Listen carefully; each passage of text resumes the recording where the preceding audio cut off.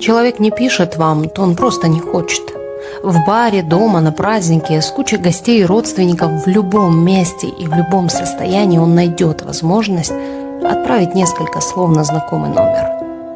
Но только если действительно нуждается и желает общения. На это не влияет алкоголь, дела, прогноз погоды или занятость. Тут все гораздо проще. Пишут, когда нуждаются. Пишут, когда скучают. О вашем существовании не нужно напоминать. Не оправдывайте никого. Цените себя.